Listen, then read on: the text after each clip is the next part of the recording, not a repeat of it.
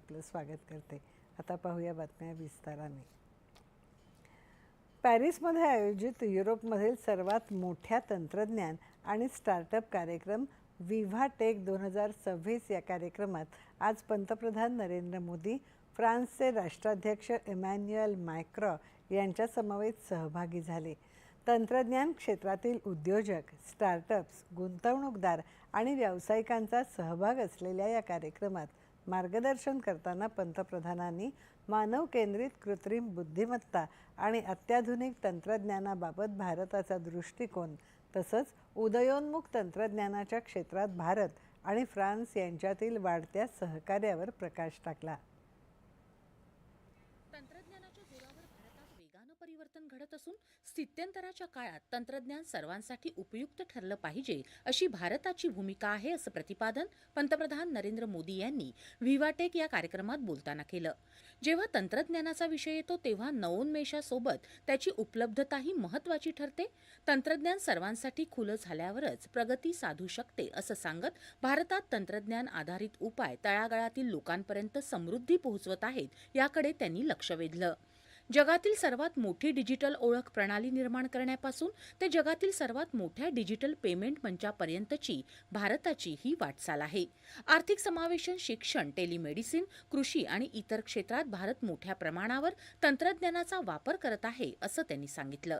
अवकाश तंत्रज्ञानापासून ते अणुऊर्जेपर्यंत भारत मानवी क्षमतेची क्षितिज विस्तारत आहे। भारत नियम सोपे करत आहे आणि नवोन्मेषापासून ते व्यापारीकरणापर्यंत व्यवसाय सुलभता सुनिश्चित करत आहे। 50 अब्ज डॉलर्सहून अधिक मूल्याच्या प्रोत्साहनांद्वारे खासगी उद्योगांना पाठिंबा देत आहे। भारत जगातील सर्वात स्वस्त डेटा आणि कमी किमतीची हरित ऊर्जा देखील पुरवतो। या गोष्टी पंतप्रधानांनी अधोरेखित केल्या।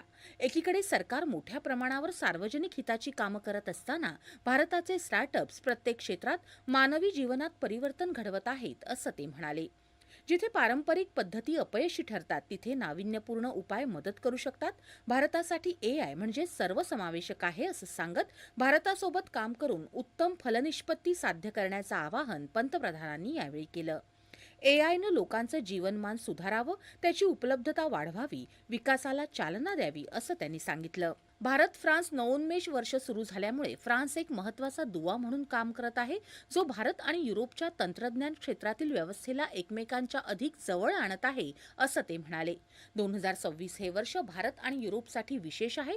वर्षाच्या सुरुवातीलाच भारत युरोपियन युनियन यांच्यातील ऐतिहासिक मुक्त व्यापार कराराला अंतिम स्वरूप मिळालं। या करारामुळे व्यापार आणि गुंतवणूक वाढेल, तसंच कौशल्य, तंत्रज्ञान आणि पर्यटन यांच्या देवाणघेवाणीसाठी अनेक नवीन मार्ग खुले होतील असा विश्वास त्यांनी व्यक्त केला। मुख्य भाषणानंतर पंतप्रधान मोदी आणि राष्ट्राध्यक्ष मॅक्रॉ यांनी भारतीय स्टार्टअप्स आणि नवोन्मेषकांशी संवाद साधला। या कार्यक्रमात 80हून अधिक भारतीय डीप टेक कंपन्या आणि स्टार्टअप्स सहभागी झाले। भारत फ्रान्स आर्थिक आणि औद्योगिक सहकार्य अधिक दृढ करण्याच्या